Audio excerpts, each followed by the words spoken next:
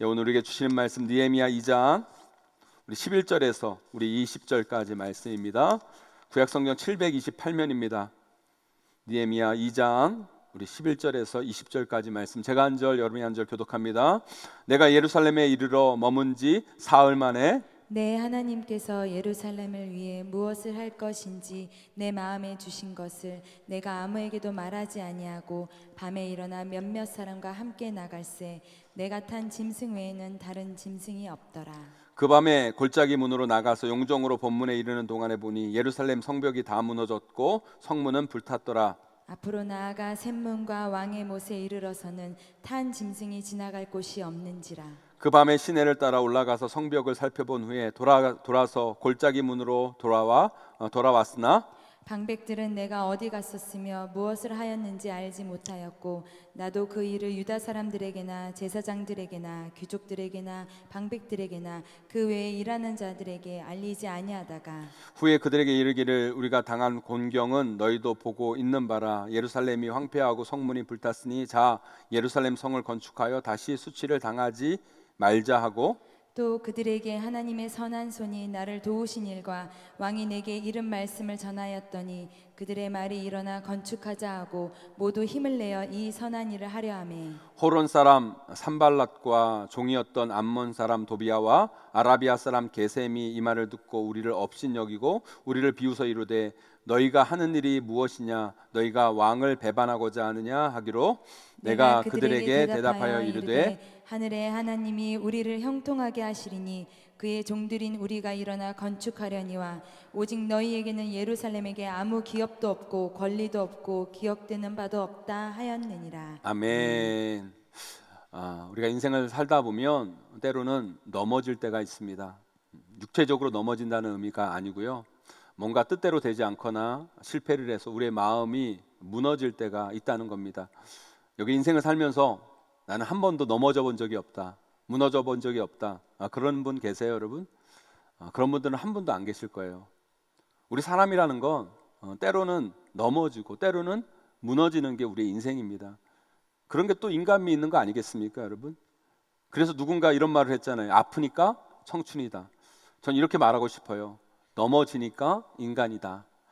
여러분 살면서 여러분들 넘어져 본 충격으로 힘들어한 적이 있습니까? 저는 대학 떨어졌을 때 제 인생이 넘어졌다는 생각이 들더라고요. 충격이 꽤 컸습니다. 또 이런 분들도 계시죠. 풍운의 꿈을 가지고 사업을 시작했는데 그 사업이 안 되거나 부도가 났을 때 무너짐을 또 삶에서 느낍니다.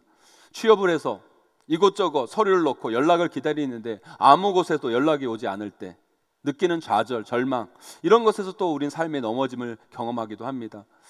또 이 코로나 사태로 인해서 기업들이 어려워지고 기업에서 대량 해고를 할 수밖에 없는 상황이 벌어져서 해고가 됐을 때 우리는 넘어짐을 또한 경험하게 되는 것이죠.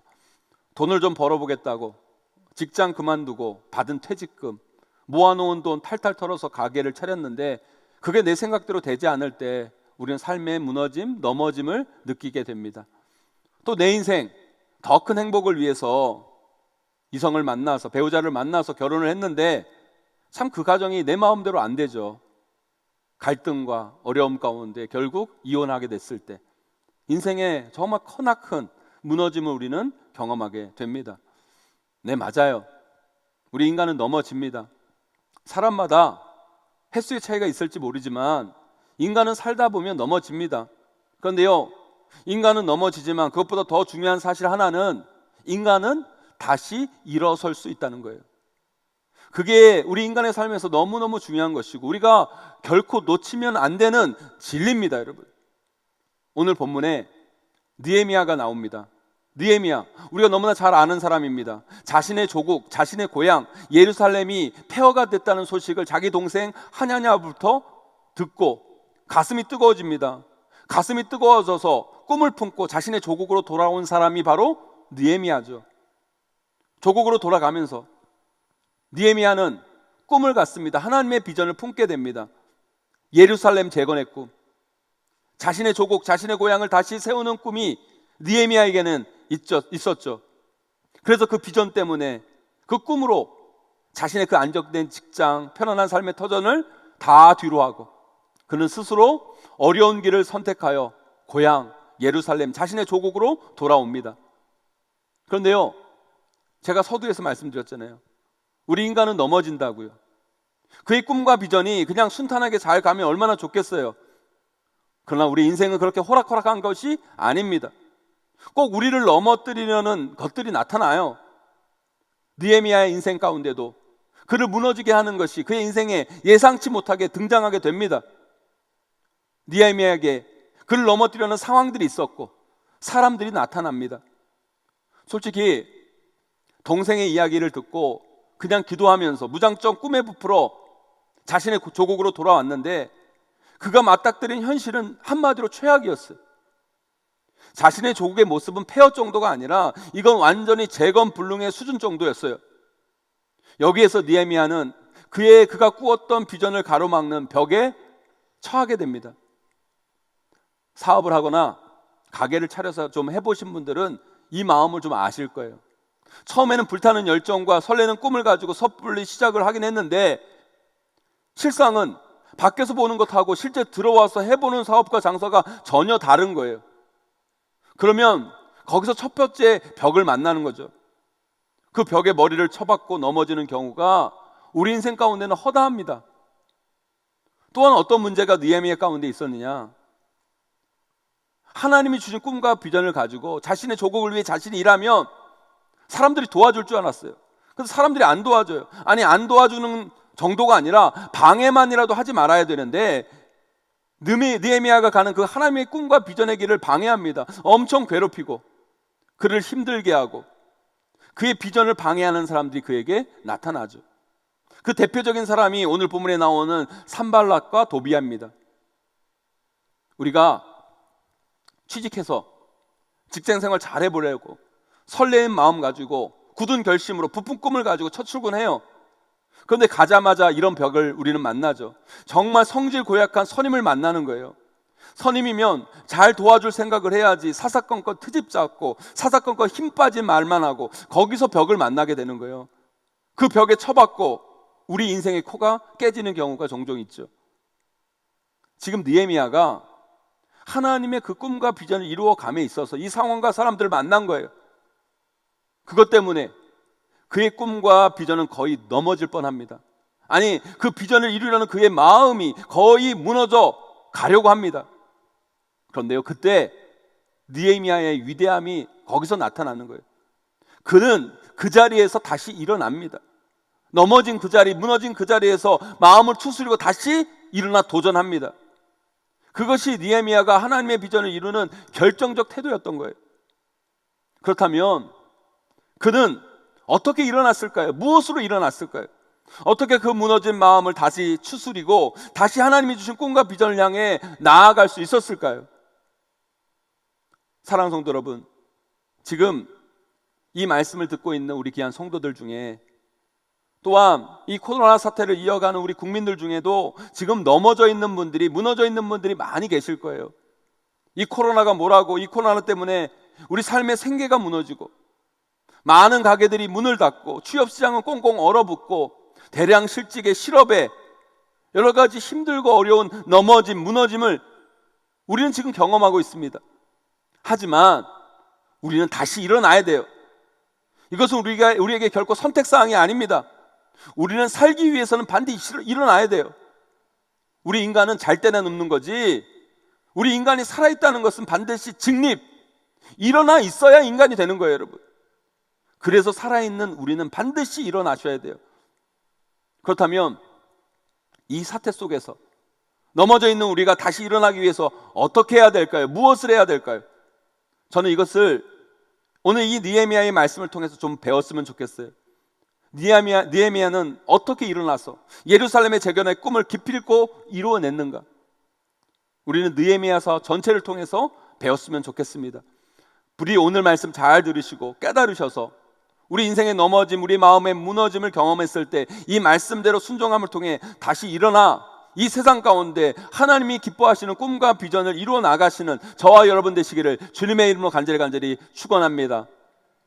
첫 번째로요, 우리가 다시 일어서기 위해서는 지금 내가 해야 할 일과 내가 하지 않고 하나님이 하셔야 할 일들을 제대로 구분할 줄 알아야 됩니다. 우리가요, 넘어졌다는 것은 과거예요.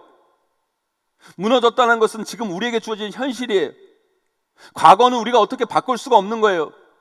그런데요, 많은 사람들이 무너지는 그 삶의 자리에서 과거에 묶여서 자꾸 자신이 과거를 바꾸려고 하는 어리석은 행동을 범해요. 그게 어떤 모습으로 나타나는 줄 아십니까? 마치 이런 거예요. 우리가 넘어졌다는 것은 우리를 넘어지게 하는 원인이 있어요. 그것이 사람이든 그것이 상황이든 아니면 나 스스로 넘어졌든지 원인이 있습니다. 대부분의 사람들은 거기에 집착해요. 거기에 집착한다는 것은 과거를 사는 거예요. 중요한 건요, 나를 넘어지게 하는 것이 중요한 것이 아니라 지금 나를 일으켜 세우는 것이 중요한 거예요, 여러분. 느헤미야의 주변에는 사람이 많았어요. 그런데 그 중에 느헤미야를 무너뜨리려는 수많은 사람들이 있었어요. 느헤미야를 모함하고 이상한 헛소문을 퍼뜨리고 비난하고 심지어 의도적으로 그에게 주어진 비전을 방해하는 나쁜 자들이 느헤미야의 사역을 방해하고 그의 비전을 막았어요. 그런데 느헤미야는 그들을 어떻게 하는지 아십니까, 여러분? 그들에게 매여 있지 않아요. 그들이 쳐놓은 그물에 걸려들지 않아요. 오히려 그들을 무시합니다. 자기 스스로 그들을 어떻게 하려고 하지 않습니다. 그들을 그냥 하나님께 맡겨버리고 그는 지금 자신이 해야 할 일, 하나님이 주신 그 하나님의 꿈과 비전을 향해 지금 내가 해야 할 일을 한 걸음 한 걸음 뚜벅뚜벅 걸어 나가고 있는 것을 보게 됩니다. 우리 말씀 한번 읽어보겠습니다. 느헤미야 6장 14절 말씀입니다. 함께 있습니다. 시작. 네, 하나님이여, 도비야와 산발락과 여선지 노야다가 그 남은 선지자들 곧 나를 두렵게 하고자 한 자들의 소행을 기억하옵소서 하였노라. 자꾸 도비야와 산발락, 노야다, 대표적으로 느헤미야를 힘들게 한 사람들이에요. 그런데요, 느헤미야는 그들을 원망하지 않습니다. 그들에게 갇혀있지 않습니다. 그들에 대한 심판과 과거에 대한 처리를 느헤미야는 하나님께 맡기고 하나님이 자신에게 맡긴 이 소중한 현재 나에게 찾아올 그 미래에 집중하며 거기에 에너지를 쏟아요. 그리고 힘들지만 어렵지만 뒷걸음치지 않고 한 발 한 발 뚜벅뚜벅 앞으로 나아갈 때 그를 통해 위대한 하나님의 비전이 이루어지게 되는 거예요. 우리 교회 현 부지가 이 글로리 파크 전체가요 한 10,000평 됩니다. 우리가 작년 9월에 이곳에 와서 이곳에서 첫 겨울을 보냈잖아요. 이 겨울을 잘 보내게 된 게 얼마나 감사한지 몰라요. 그런데 저는요, 우리 교회가 역북동에 와서 처음 겨울을 보내면서 참 걱정이 될 때가 있었어요. 그게 뭐냐면 바로 눈 내릴 때였어요. 눈 내릴 때. 군 다녀오신 분들은 아실 거예요. 많은 눈이 내리면 이 눈 어떻게 치우나, 그것부터 걱정해요. 제가 그랬어요. 역부동에 와가지고 눈이 많이 내릴 때 이 눈 다 어떻게 치우나, 이 눈을 우리 교회 인력으로 이 많은 땅을 어떻게 이 눈을 다 치우나. 그런데요, 다 치울 필요가 없더라고요. 우리 성도들이 걸어 들어오는 길, 우리 성도들이 다니는 차로 정말 중요한 것만 우리가 치우고 나머지는 그냥 기다리면 되더라고요. 기다리니까 봄이 오더라고요. 봄이 오니까 쌓인 눈도 다 녹고 이게 봄이 찾아와서 새싹은 피고 꽃은 피더라는 거예요, 여러분. 사랑하는 성도 여러분, 지금 우리는요 혹독한 겨울을 지나고 있어요. 아니, 계절로 겨울이라는 것이 아니라 우리가 체감하는 인생의 추위를 지금 말씀드리고 있는 거예요. 우리는 지금 아주 추운 겨울을 지나고 있습니다. 그런데 기억하세요, 여러분. 지금 우리가 인생의 겨울을 보내고 있지만 반드시 우리 삶의 봄은 옵니다, 여러분. 결코 봄을 이기는 겨울은 없어요, 여러분. 봄이 되면 쌓인 눈은 녹고 그곳의 새싹은 돋고 꽃은 피게 될 거예요, 여러분. 지금 우리 글로리 파크의 꽃과 나무들처럼요, 여러분. 그래서 겨울을 지나는 우리가 기억할 것이 있어요. 지금 우리가 치워야 할 눈이 있지만 봄이 되면 자연스럽게 녹게 내버려둬야 할 눈도 있다는 거예요, 여러분. 느헤미야는 그걸 알았어요. 그래서 그런 눈들을 하나님께 맡겨버리고, 시간에 맡겨버리고, 하나님의 때에 맡겨버리고, 그는 자신 앞에 놓인 자신이 치유하는 삶의 눈을 치우면서 봄을 기다리며 한 걸음 한 걸음 나아간 거예요, 여러분. 우리도 그런 인생을 살아야 돼요. 하나님이 해결할 문제를 붙드는 어리석은 자 되지 마세요, 여러분. 하나님의 때에 하나님의 시간에 해결될 문제를 무리하게 건드리는 어리석음을 범하지 마세요. 그건 하나님이 처리해야 할 거예요. 심판은 내가 하는 것이 아니라 하나님의 몫입니다. 거기에 매여 미래로 나아갈 에너지를 낭비하지 마시고, 우리는 지금 다시 일어나 지금 나에게 맡겨진 하나님의 일에 에너지를 쏟아야 되는 것이 우리의 삶인 거예요. 사랑하는 성도 여러분, 과거에 매여 있지 마시고 지금 내가 해야 할 일에 집중하며 이 겨울을 온전히 버티고 견디며 나아간다면 봄이 오고 눈은 녹고 새싹은 돋고 꽃은 핍니다. 그것을 구분할 줄 아는 자가 따스한 봄을 온전히 맞이할 수 있는 거예요. 우리에게 주어질 봄을 소망하며 이 위기 속에서 우리가 정말 해야 할 일에 집중하며 믿음으로 서시는 저와 여러분 되시기를 주님의 이름으로 간절히 축원합니다. 두 번째로요, 무엇이 넘어진 느헤미야를 다시 세웠냐면 하나님의 말씀이 넘어지려는 느헤미야를 다시 세우고 불같은 하나님의 말씀이 무너지는 느헤미야의 심장을 깨운 거예요. 사람이요, 정말 들어야 할 말을 들을 때 가슴이 뜨거워져요. 근데 또 사람이요, 듣지 말아야 할 것들을 들을 때 가슴이 차갑게 식어집니다. 인생을 살면서 여러분, 말 한마디 때문에 가슴 뜨거워져 본 적 있습니까? 말 한마디 때문에 여러분 가슴 차가워져 본 적 있어요? 저는 있어요. 여러분도 아마 있을 거예요. 옛날 초등학교 때 정말 정신 놓고 있었는데 선생님이 갑자기 병선아, 교무실 가서 분필 가져와라. 그 말 한마디에 가슴이 막 뜨거워지더라고요.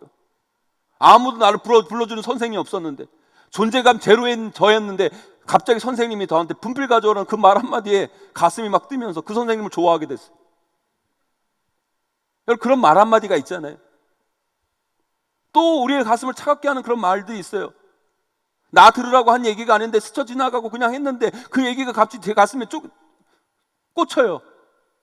그 얘기가 가슴에 닿으면서 갑자기 내 마음이 차가워지는 그 이야기들, 그런 것들이 우리 인생 가운데 있다는 거예요, 여러분. 물론 우리 마음이 어떤 말을 듣고 가슴이 뜨거워지고 차가워졌다고 뜨거워지면 좋은 거고 차가워지면 나쁜 거다 단순하게 말씀드릴 수 없어요. 왜요? 우리가 이단들이나 사기꾼 말을 듣고도 가슴 뜨거워질 수 있고요, 귀한 목사님의 좋은 말씀을 듣고도 우리의 마음이 차가워질 수도 있는 거예요. 하지만 여러분 꼭 기억하셔야 돼요. 하나님의 말씀이 우리 마음 가운데 제대로 박히면 우리의 마음은 열이 나게 되어 있고요, 그 열정은 세상을 뒤집는 열정이 될 수 있는 거예요, 여러분. 그 말씀이 우리를 일으킵니다, 여러분. 그게 바로 불이고 열정이에요. 그것이 우리를 반드시 넘어진 자리에서 일어나게 하는 힘이 되는 거예요, 여러분. 히브리서 4장 12절 말씀 함께 읽어보도록 하겠습니다. 함께 있습니다. 시작. 하나님의 말씀은 살아있고 활력 있어 좌우에 날선 어떤 검보다도 예리하여 혼과 영과 및 관절과 골수를 찔러 쪼개기까지 하며 또 마음의 생각과 뜻을 판단하나니. 아멘. 하나님의 말씀은 살아있습니다. 이 말씀은 활력이 있습니다. 그래서 그 말씀이 우리 심령 가운데 제대로 박히면 우리는 깨집니다, 여러분. 우리 마음 가운데 불이 심겨지게 됩니다, 여러분. 그러면 열정이 생기고 거기에서 회복은 시작되고 거기서 우리는 다시 일어날 수 있는 거예요, 여러분. 느헤미야 8장에 가서 보면 느헤미야가 백성들과 함께 말씀을 읽습니다. 그것도 다 같이 일어나서 말씀을 읽어요. 그 말씀을 읽을 때 지쳐있던 백성들의 마음에 뜨거움이 생깁니다. 그 마음 가운데 불이 임하여 찢겨졌던 그들의 마음이 하나가 되고 그들의 심령이 회복되는 것을 보게 됩니다. 사랑하는 성도 여러분, 그래서요, 우리가 무너져 있을수록, 넘어져 있을수록 하나님의 말씀을 더욱더 들으셔야 돼요. 여러분의 심장을 뜨겁게 하는, 여러분의 마음을 뜨겁게 하는 그 하나님의 말씀을 계속 들으셔야 돼요. 그 말씀이 차가워져 넘어져 있는 우리를 일으키는 거예요, 여러분. 그 말씀이 우리의 무너진 마음을 세우는 거예요, 여러분. 자꾸 자신의 마음의 소리에 갇혀 있으면 안 돼요. 그 소리는 사탄이 주는 소리일 가능성이 커요. 왜요? 우리는 죄인이기 때문에. 우리 내면에서 나오는 소리는 우리의 마음을 차갑게 식게 만들어요. 아니요, 우리는 하나님부터 주어지는 밖의 소리를 들어야 돼요. 하나님의 소리, 그 우리 가운데 임하는 그 불의 소리를 들어야 돼요. 그 말씀을 들을 때 우리는 다시 일어나는 거예요. 제가 크리스찬 타임즈 인터뷰에서도 밝혔지만 제 인생에서 가장 좋아하는 성경 구절은 갈라디아 2장 20절의 말씀이에요. 내가 그리스도와 함께 십자가에 못 박혔나니 그런즉 이제는 내가 사는 것이 아니요 오직 내 안에 그리스도께서 사시는 것이라. 이제 내가 육체 가운데 사는 것은 나를 사랑하사 나를 위하여 자기 자신을 버리신 하나님의 아들을 믿는 믿음 안에서 사는 것이라. 아멘. 제가 왜 이 말씀을 제 인생의 말씀으로 붙들고 좋아하는 줄 아십니까, 여러분? 이 말씀이요, 무너진 제 인생 가운데 저를 일으킨 말씀이었기 때문이에요. 그 말씀이 여러분 인생 가운데도 있어야 돼요. 지금 돌아보면 진짜 철이 없다라는 생각이 들지만, 저 나이 때만 돼도 왜 이렇게 학교에서, 가정에서, 사회에서 대학 그랬는지 모르겠어요. 저는 정말요, 대학 떨어지고 죽고 싶었어요. 열심히 공부했는데 대학에 떨어지고 내 인생이 끝난 것처럼 느껴지더라고요. 그래서 정말 인생 끝내고 싶었어요. 죽고 싶었어요. 그런데 그때 주신 말씀이 이 말씀이에요. 죽고 싶은 그때, 넘어진 그때에 우리 하나님은 저에게 이 말씀을 주셨어요. 이 말씀을 주시면서 저에게 죽지 마, 죽으면 안 돼, 큰일 나, 안 그러시고 맞다, 죽어라 그러시더라고요. 사람이 참 이상한 게요, 죽어 그러면 또 죽기 싫은 거예요. 하나님이 저에게 말씀하십니다. 맞다, 죽어라. 십자가에 너의 정욕과 너의 욕심과 너의 교만과 너의 모든 것을 다 죽여라. 그리고 너 안에 내가 살자. 이제 너는 죽고, 너 안에 너는 죽고 정말 너를 살리는 예수 그리스도가 살아야 된다. 그 말씀이 내 가운데 들리는데 제 가슴이 막 뜨거워지는 거예요. 차가워진 제 심장, 대학 떨어져 차가워진 제 심장에 갑자기 불이 생기면서 그 뜨거워진 마음으로 다시 1년 열심히 공부해서 신학과에 입학하고, 제가 이렇게 목사가 되어서 여기 이 자리에 선 거예요, 여러분. 사랑하는 성도 여러분, 무너져 있을수록, 넘어져 있을수록 하나님의 말씀을 들으세요. 하나님의 말씀을 붙잡으세요, 여러분. 그 말씀이 임할 때 실패로 넘어지고 차가워진 우리의 마음이 뜨거워집니다. 우리 마음이 불타오릅니다. 그런 자들이 다시 일어날 수 있는 거예요. 그 불같은 말씀의 은혜를 이 위기의 상황 가운데 반드시 경험하시는 저와 여러분 되시기를 주님의 이름으로 간절히 축원합니다. 마지막 세 번째로요, 남들이 모르는 5%의 깨닫는 지혜가 있을 때 우리는 다시 일어설 수 있는 거예요. 마음만 뜨거워진다고, 열정만 있는다고 우리 인생이 되는 게 아니에요. 우리에게 지혜가 있어야 돼요. 그래야 우리는 넘어진 그 자리에서 또 실수 안 하고 일어나 다시 뭔가를 이루는 거예요, 여러분. 그래서 성경은 이야기합니다. 우리 크리스찬들은요, 비둘기처럼 순결하고 뱀처럼 지혜로워야 돼요. 제가 어느 책에서 읽은 건데요, 큰 기업을 이끄는 CEO나 뭔가를 발명한 과학자들이나 발명가들이 하는 95%의 결정은 미성년 고등학생들도 하는 쉬운 결정이라는 거예요. 그 사람들이 하는 95%의 모든 결정들은 다 우리와 똑같은 결정을 하고 산다는 거예요. 문제는 중요한 5%의 결정에서 그 가치의 차이가 만들어진다고 그 책에 쓰여져 있더라고요. 그런데요, 그 책을 읽으면서 정말 이거 맞는 얘기다. 제가 인생을 살아가 보니까, 그리고 어떤 일을 좀 규모 있게 해보니까 정말 그 이야기가 맞는 이야기예요. 우리가 사람을 볼 때요, 사람들 별반 그렇게 다르지 않아요. 제가 목회를 하면서 수많은 사람들을 만나지만 사람들 다 거기에 다 똑같습니다, 여러분. 표면적으로만 보면 다 거의 똑같은 생각을 하고 똑같이 보고 똑같이 판단합니다. 그런데요, 나중에 보면 확연히 달라요. 사람들의 차이가 많이 생겨요. 왜요? 처음에는 아주 작은 5%만 다르니까 이건 다른 것처럼 보이는 것이 아니에요. 다 똑같은 것처럼 보이는 거예요. 그런데 5%의 결정이, 5%의 차이가 이후에는 엄청난 삶의 결과 차이로 나타나는 거니까 거기서 차이가 생기는 거예요. 이 5%의 차이가 삶의 돌파구를 만들어내고요, 이 5%의 차이가 삶의 기회를 포착하게 만드는 거예요. 이게 바로 지혜입니다. 그렇다면 우리에게 있어야 이 5%의 지혜는 어디서 나올까요, 여러분? 무엇에서 이 5%의 차이를 만들어낼까요, 여러분?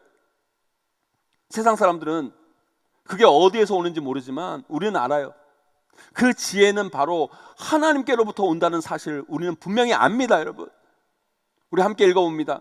야고보서 1장 5절 말씀 함께 있습니다. 시작. 너희 중에 누구든지 지혜가 부족하거든 모든 사람에게 후히 주시고 꾸짖지 아니하시는 하나님께 구하라. 그리하면 주시리라. 아멘. 사랑하는 성도 여러분, 이 위기의 상황에서요, 느헤미야서가 참 위로가 되고 이 느헤미야서가 우리 삶에 참 지침이 되는 것 같아요. 여러분, 시간 되시면 이 느헤미야서 1장부터 끝까지 여러분 차근차근 한번 읽어보세요. 이 위기 상황에 정말 우리가 이 가치가 있는 말씀이 이 느헤미야서인데요. 이 말씀에서 느헤미야는 어떤 중요한 결정을 할 때마다, 어떤 중요한 일을 처리할 때마다 뭐를 하고 있나 보세요. 그는 기도합니다. 기도가 바로 그의 지혜의 통로였고요, 지혜의 보고였어요. 우리가요, 기도를 너무 우습게 여길 때가 많아요. 그리고 기도가 당장 우리에게 무슨 효과를 가져다 줄 수 없다고 생각하는 분들이 많아요. 심지어 크리스찬조차도 그런 생각을 하는 것 같아요. 그런데요, 그렇게 생각할 수밖에 없을 것 같아요. 왜 이런 생각이 왜 그런 줄 아십니까, 여러분? 기도 안 하는 사람하고요, 기도하는 사람하고요, 별반 차이가 없는 것처럼 보이거든요. 사실 여러분, 기도하는 사람이나 기도 안 하는 사람이나 95%는 다 똑같아요. 별반 다르지 않아요. 크리스찬 중에도 기도하는 사람이나 기도 안 하는 사람이나요, 95%는 다 똑같아요. 그런데요, 5%가 다른 거예요. 95%는 똑같고 5%가 다르니까 기도 하나 안 하나 똑같네? 이런 소리를 우리가 하고 있는 거예요. 그런데요, 이 5%의 엄청난 차이가 우리의 삶을 결정하는 거예요, 여러분. 이 5%의 엄청난 결과의 차이가 우리의 인생을 뒤집히는 거예요, 여러분. 이 5%를 우습게 여기지 마세요, 여러분. 이 코로나 사태를 겪으면서 용인제일교회를 이끄는 당회장으로서 어떤 결정을 한다는 것이 참 쉬운 일이 아니었어요. 교회의 수많은 결정들을 결국에는 당회장인 제가 결론을 내려야 하고 책임을 져야 하는 것이기 때문에 그걸 할 때마다 엄청난 두려움과 불안과 염려들이 제 마음 가운데 찾아오고 그 시간을 보내는 것은 참 쉽지 않은 일이었어요. 그런데 그때 제가 할 수 있는 일은 다른 것이 아니었어요. 제 방에 있는 기도실 안으로 들어가서 무릎을 꿇는 일이었어요. 하지만 기도의 무릎은 꿇었지만 한동안 아무 말도 입 밖으로 나오지가 않더라고요. 답답한 마음, 무너진 마음으로 무릎을 꿇었으니까요, 그저 어떤 이야기도 드릴 수 없고 그저 주여 주여 주여 주여만 반복해서 이야기할 수밖에 없었어요. 그런데요, 아무 이야기도 할 수 없는 저에게 주님 앞에 나와 무릎을 꿇을 때 하나님은 저에게 지혜를 주시더라고요. 그 지혜와 함께 확신을 주시고요, 그리고 그 확신과 함께 제 마음 가운데 평안을 주시더라고요. 지혜와 확신과 평안, 그것으로 이어지는 기도의 힘을 저는 이번 사태를 통해 다시 한번 깨달을 수 있었어요. 사랑하는 성도 여러분, 우리에게는 지금 이 위기를 극복해가는 지혜가 필요합니다. 그 지혜는 우리에게 없어요. 하나님께 있는 거예요, 여러분. 그렇다면 그 지혜를 달라고 간구하셔야죠. 기도하셔야죠. 하나님께 나아가셔야죠. 하나님이 우리에게 주시는 그 지혜가 이 위기 속에서 우리를 다시 일으키는 힘이 되는 거예요. 돌파구가 되는 거예요, 여러분. 사랑하는 성도 여러분, 저와 여러분 모두 이 위기 속에서 기도함을 통해 세상 어느 누구도 깨닫지 못하는 이 위기 가운데 이 위기를 돌파하는 하나님의 지혜를 발견하게 되시기를 주님의 이름으로 간절히 축원합니다. 이제 말씀을 맺습니다. 우리 인간은요, 살다 보면 넘어질 때가 있어요. 무너지기도 합니다. 너무 안 무너져도 그건 인간미 없어 보이는 거예요. 우리 인간은 넘어집니다. 무너집니다. 그러나 기억하세요, 여러분. 넘어진 게 문제가 아니라 넘어져서 안 일어나는 게 문제예요. 일어날 생각을 안 하는 게 문제예요. 넘어졌을 때 기억하세요. 일어나자. 훌을 털고 다시 일어나자. 그러기 위해 오늘 말씀이 우리에게 지침이 되고 힘이 되고 지혜가 돼야 돼요. 사랑하는 성도 여러분, 넘어졌을 때 내가 집중해야 할 일이 있고 하나님께 맡길 것을 잘 구분하세요. 하나님께 맡길 건 철저히 맡기고 내가 해야 할 일들을 미루지 마시고 뚜벅뚜벅 하루하루 그 일들을 해나가시면 여러분의 삶에 길이 열릴 거예요. 또한 우리를 다시 뜨겁게 하고 우리 마음 가운데 불을 던져주시는 하나님의 말씀을 들으셔야 돼요. 넘어졌다는 것은 내 마음이 식었다는 거예요. 그 식은 마음 가운데 하나님의 말씀이 불같이 임해야 돼요, 여러분. 그 말씀이 우리 마음 가운데 임할 때 우리 심령은, 우리 차가워진 우리의 심령은 찔러 쪼개지는 역사가 나타날 것입니다, 여러분. 마지막으로 우리에게 우리 인생을 바꿀 5%의 지혜가 필요해요. 그 지혜는 하나님께 있습니다. 기도하세요. 후히 주시고 꾸짖지 아니하시는 하나님께 지혜를 구하세요. 반드시 이 위기를 돌파할 돌파구를 하나님께서 우리에게 보여주실 거예요, 여러분. 그렇다면 우리가 그 돌파구를 통해 이 위기를 극복해 나가서 결국에는 하나님의 뜻을 이루는 믿음의 사람들로 세워지게 될 것입니다. 그 놀라우신 은혜를 깨닫고 넘어진 그 자리에서 힘차게 다시 일어날 수 있는 우리 귀한 성도님들 다 되시기를 주님의 이름으로 간절히 축원합니다.